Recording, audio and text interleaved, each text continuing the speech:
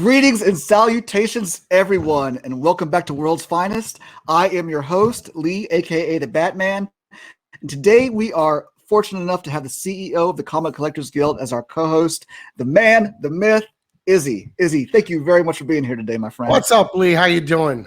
I'm doing great, man. Doing fantastically well. So, guys, today we are happy to be back, and we are going to talk about a few hot topics that have transpired since we've been off the air. We'll do a quick recap on Mandalorian, our thoughts on that, thoughts on the new Star Wars shows that have been announced, Wandavision and where we are thus far with it, Wonder Woman, and of course, a topic that never gets old around here, the Justice League, which now has a release date of March 18th and has been confirmed that it is indeed 4 hours long. All right, Izzy. So let's just dive right into it, my friend. Like I said before, Definitely. We are going to take on the Mandalorian. What were your thoughts on that?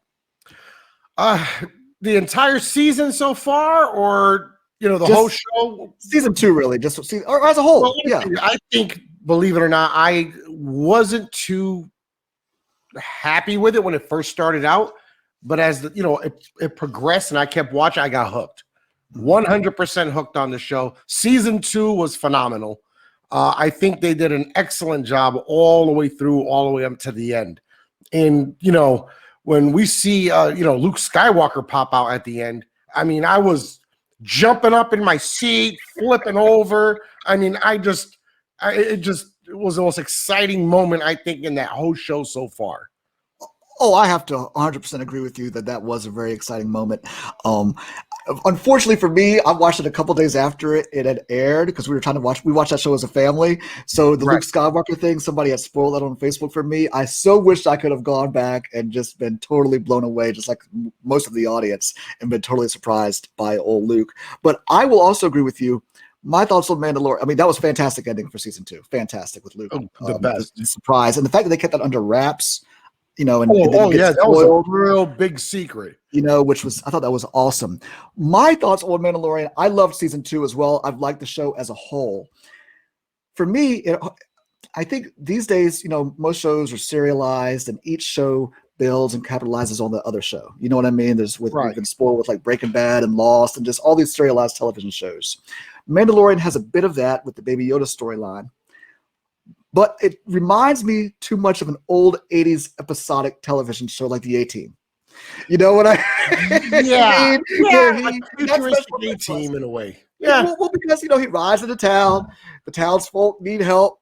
He fixes he makes right what was going wrong. And then he rides on out. You know what I mean? That's great. I enjoy that self-contained episode, but I'm always left with a little something more, like because I'm accustomed to that serialized television show these days, where, like I said, every episode builds directly on the other one. You know what I mean? And tells that contained story. But with that, with what to add on a little more what you're saying. I mean, you got to remember, and in their time frame, the whole galaxy's a little crumbled. Right. You know what I mean?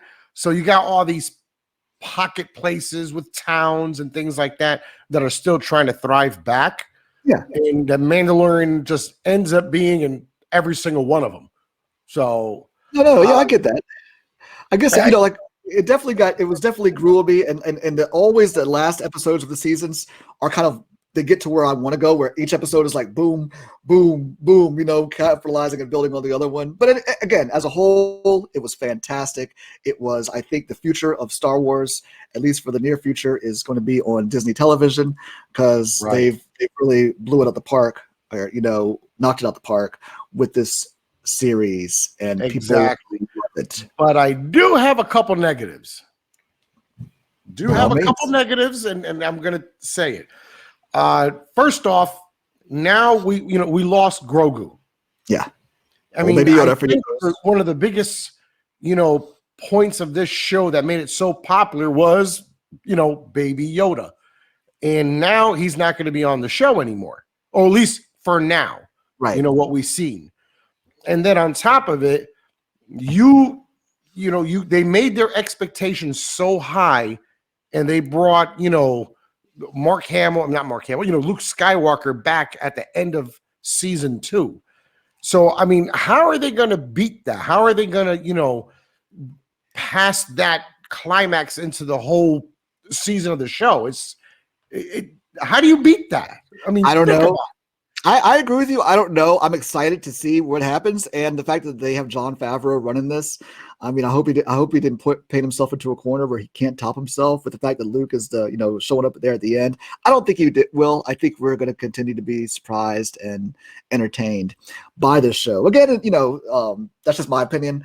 I agree with you. Yeah, I just hope he comes up with something bigger and better. That's what I'm hoping for. you and I both, my friend. But like I said, The Mandalorian not only did season 2, I thought, was definitely great, but they planted so many seeds for all these other shows that they have now announced. For Disney Plus, which just a high level overview of just a couple of them. The ones that really struck out to me were Catan. Obviously, the introduction of her with Rosario Dawson playing her, which was awesomely played by her. She did a fantastic job. I think that there was not a lot of complaining that she did took that character that people had seen in the Clone Wars and throughout the years and brought her to life and did an awesomely fantastic job on that. No, we've got that spinoff coming up. We've got the Lando Calrissian show that's coming out also. That Donald Glover, I think whatever you say about Solo, I think Donald Glover did a fantastic job. I love the movie. I think he did a good job. He did the character justice. He totally channeled Billy D. Williams and Lando Calrissian. I mean, he talked like him. The cadence that he had, it was just everything. He did a phenomenal job with that. So I'm looking forward to that, especially if hopefully they get him. I can't imagine they would not get him back to play Lando. Of course, we've got the Boba Fett show, which he was introduced, as we all know, which was another highlight of season 2. But we've got the Boba Fett show coming out, which was set up at the very end of the finale of it was of Mandalorian. Where he came back to Jabba the Hutt's castle, and I can't remember the guy that Jabba's old right hand man that was still sitting there running things, and he took him out and sat on Jabba on the throne. So he's back in Tatooine and about to run the show there. Him and Ming-Na Wen's character. What I want to see? I want to see Solo come into this at some point. That would be cool. And I think they might end up going somewhere that's the only way I think they can make this, go one step higher. Right. Because you're branching out in so many different directions, and with Skywalker coming in, there's got to be a Solo coming in somewhere at some point. I mean, you could see that already. Oh yeah, I would like to see that. As anybody who's ever listened to this show knows, my Star Wars storyline that I've always missed out and wanted to see is what happened in the years between Return of the Jedi and the newest, the Force Awakens. I wanted to see what was happening with my favorite characters: Han, Luke, Leia, Chewie, Lando. I want to see what transpired during that time frame. You know what I mean? And if they were ever to tell that story. That would be a good story. that would be a good story. I never thought of that, believe it or not. I never thought of that. Yeah, so if they were to do that somehow, I would be a huge fan of that and would love that. But now we've got those shows, and then Obi-Wan show, which has been announced since we've had our last show, is Anakin Skywalker. Hayden Christensen is going to play, Anakin or Darth Vader in that show. So, I mean, they've got some fantastically awesome shows lined up here for Disney Plus over the next few years. And that was just a few we mentioned. There's a couple animated stuff that's coming out, the Bad Batch and all of that, that's also going to be tied in. So it's just going to be a wonderful few years here on Disney Plus and Star Wars in general for us. Awesome. Yeah, man. Yeah, so now moving on to the next story then, we'll talk about WandaVision. Stick on the Disney Plus train, man. What are your thoughts? And you and me, we've spoken before we're doing this show. Yeah. I watched so everyone knows out there, I watched the first 2 episodes. I was done with it. Didn't want to watch it any longer because if I wanted to see I Love Lucy or Leave It to Beaver, I could go on an old rerun and watch this. I wasn't feeling it. But Lee here pushed me to keep watching. He was like, no, keep watching. You're going to like it. And he did. And, now I got there and I finished, watching every episode. Now I'm hooked. It hooked me in. Now I'm interested. Now I need to find out what the hell's going on, in the future. But I think they did an amazing job transitioning, this old world into new world, the way the cinematic is for the show. They did a great job. And, I was a little hung on the season or the finale of the last episode. Oh yeah. Where her brother Pietro, you know. Oh, yeah. Now what's going on? You know, think about it. What's going on? You got an X-Men coming in. You know what I mean? Yeah. Yeah. So, and I like how they said, well, what does she want to do? Recast him? I know, right? So now something's merging. A lot's happening now. Dude, that was incredible. I have to agree with you. That end of the finale, or the most latest episode, the finale of the most latest episode, where Evan Peters, Quicksilver, showed up, was awesome. It says a lot, actually. This, for those who don't know, and this isn't a spoiler, a lot of this stuff is going to lead into Spider-Man 3 and Doctor Strange specifically. A lot of the stuff is being set up in this show is going to lead directly into those movies. Right.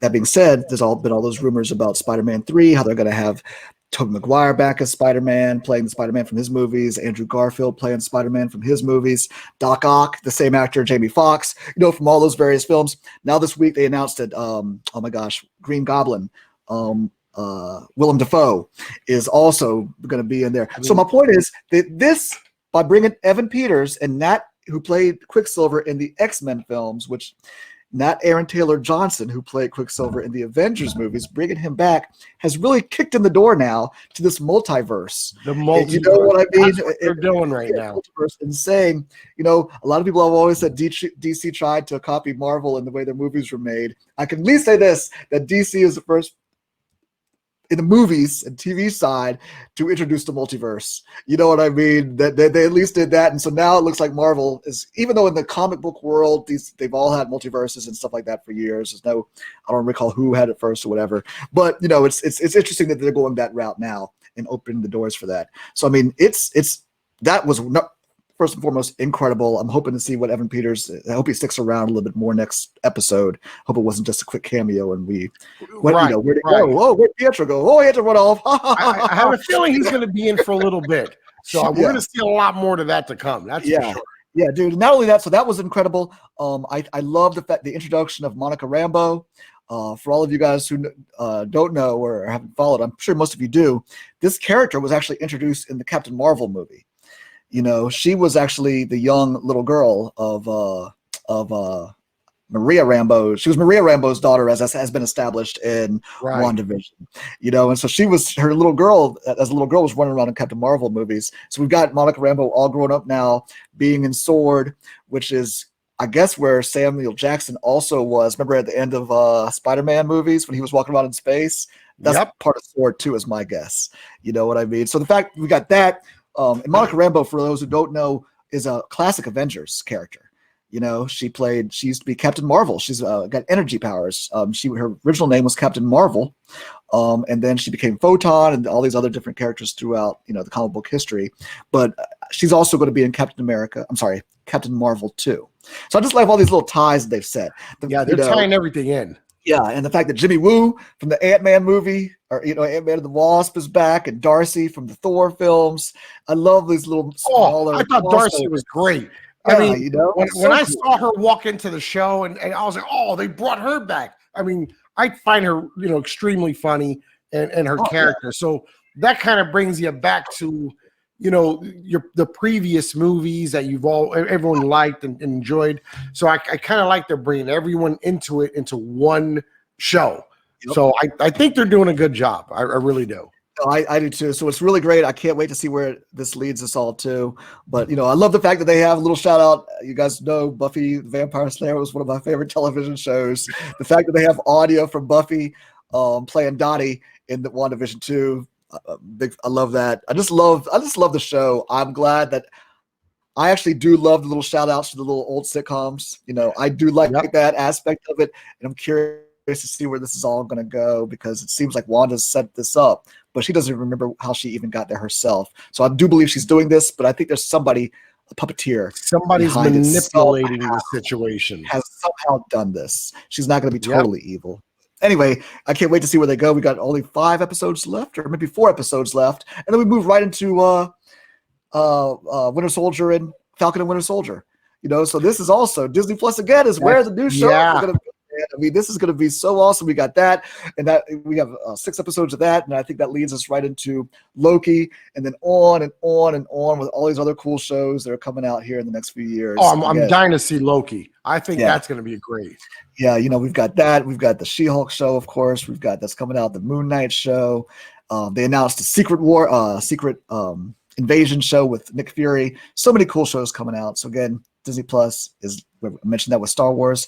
I think it's a big future for Marvel as well. So very cool things that have happened. All right, guys, moving on to the next thing we want to talk about real quick. We'll be kind of quick about this. Been out for a few weeks now. Wonder Woman. I know this has been pushed back. It was supposed to have actually come out in November 2019 originally, I think, and they moved it back. And then, of course, it kept getting pushed back because of the pandemic. They should have kept moving it back. To never be seen, huh? So, all right, I guess moving into it, you're not a huge fan, I'm guessing? Oh, let me tell you, they had a concept going, okay? They had a concept going, and I think it was going – I don't know who wrote it. I don't know who made the decisions, but I think they had a good thing going and they screwed it up. And as everybody knows, it's the same thing with DC almost every single time. They'll do something and they'll screw it up. And I think they screwed up again. I mean, you got the perfect person to play Wonder Woman. And for Cheetah, I was very surprised you got a great person to play Cheetah, but everything else just crumbled. It didn't work for me. No, I know I was really excited to see it because I actually thought that Patty Jenkins did a fantastic job with the first Wonder Woman. It was incredible. I thought this one, I didn't hate this one, but there wasn't a lot of Wonder Woman in it. There wasn't a lot of action. And, I can enjoy a good story as well as anybody. Don't need action for me to enjoy a film. But when I go see Wonder Woman, I kind of expect some good action. You know what I mean? If I go see any superhero film, I expect to see a couple good action scenes. And these were very few and far between. And it was just really slow at times. It was campy. And not only was there not a lot of action, there wasn't really a lot of Wonder Woman. No. You know what I mean? Yes, Diana was in there running around a lot, but there wasn't a lot of Wonder Woman. What they did with Steve was a little weird to me. Bringing him back, and it was just it was what it was. I could get the Steve bringing him back part. I think the main character, Pascal, right? Okay, right? Was the main Pascal, the Mandalorian? Right. The Mandalorian. His character shouldn't have been there. That character shouldn't have been there at all. That whole setup to me just didn't work for the film. It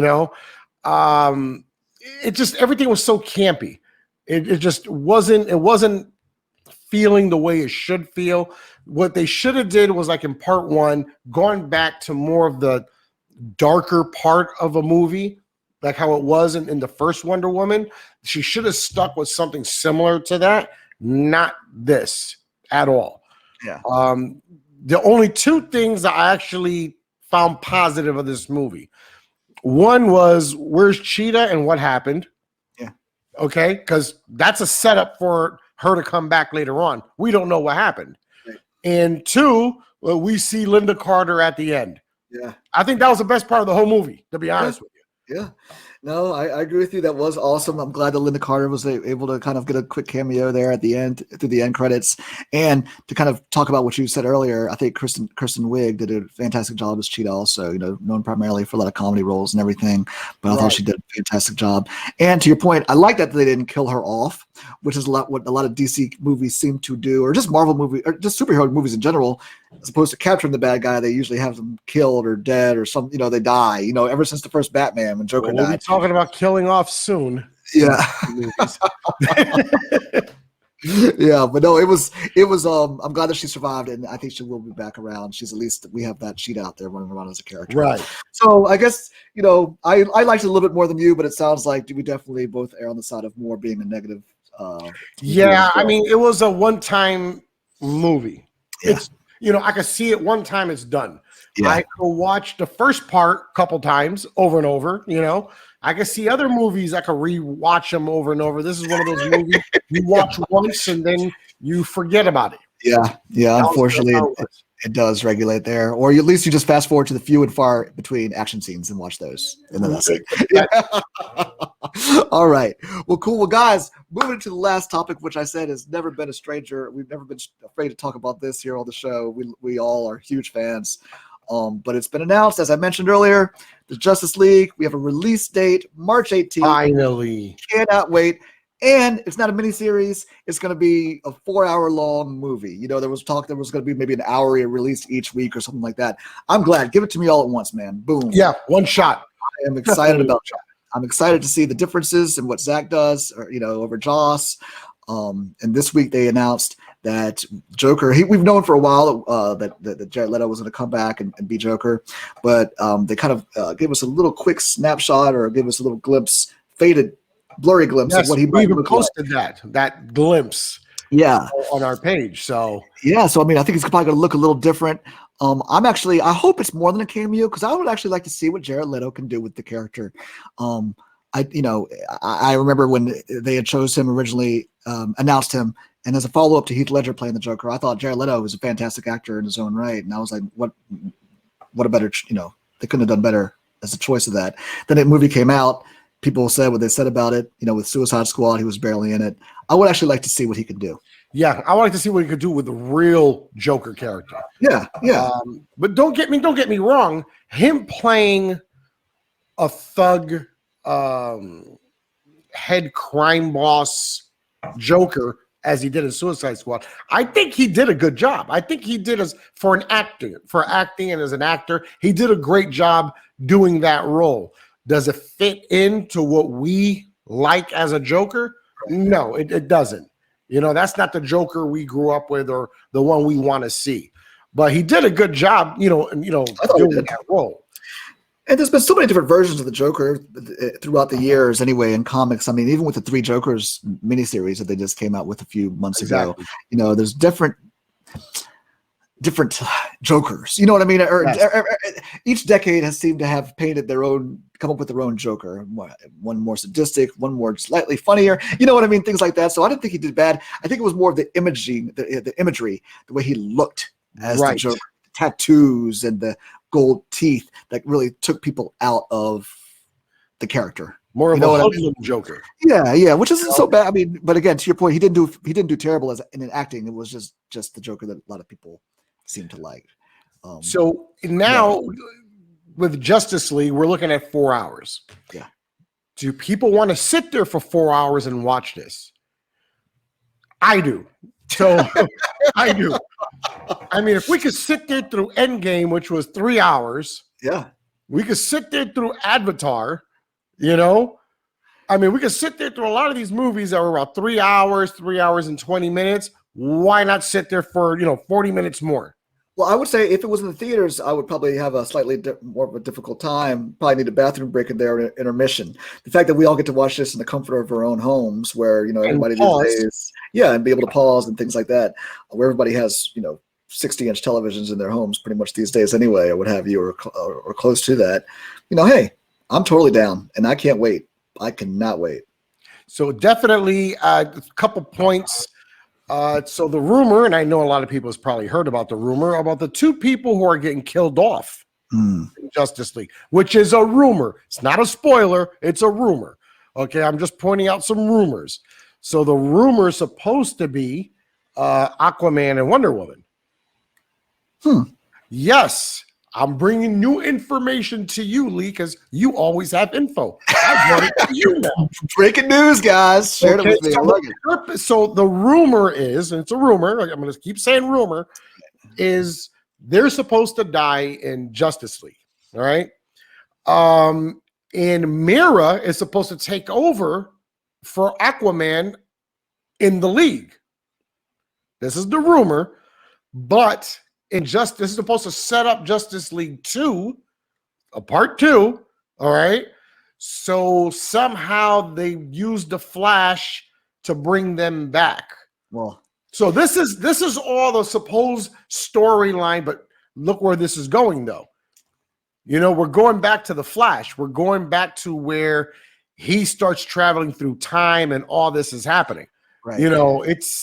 It's I hope and I'm praying that it does go this way because I want to see Thomas Wayne. Oh yeah. So I mean, do your research, look for it. You'll see what I'm talking about. My hypothesis would be that if they were to do this, that they definitely, because we've seen the flash forward in the future, you know what I mean, in Batman and then what do they call the nightmare scenes. Yep. My guess is if Wonder Woman and Aquaman are indeed killed, that it's somehow in between the present day and the nightfall or the nightmare. The nightmare scenes, you know what I mean? And then the Flash, to your point, does go back in time and changes all of this, from Superman becoming completely Darkseid's minion, which is probably what leads to Aquaman and Wonder Woman dying, probably killed by old Kal-El himself, is my guess. Or bringing this up, a couple days ago, I went back and I watched the animated movie with the Flash. Flashpoint. Right. And it was as simple as him saving his mother. Yeah, that changed the whole world. Yep. So, I mean, I don't know. It's going to be interesting. It is indeed, man. So you guys stay tuned because as we get closer, I'm sure there'll be more news and things like that pop up. Of course, when the movie comes out, we will be right there watching it and then recapping it right afterwards. So please stay tuned, guys. But we are back and we are excited to bring you guys some more weekly content. But yeah, that's it for today. Izzy, thank you very much for joining. I'm looking forward to continuing to have you on the show, participating. But please like and hit our subscribe button, leave a comment, let us know what you guys think. Also, don't forget to follow.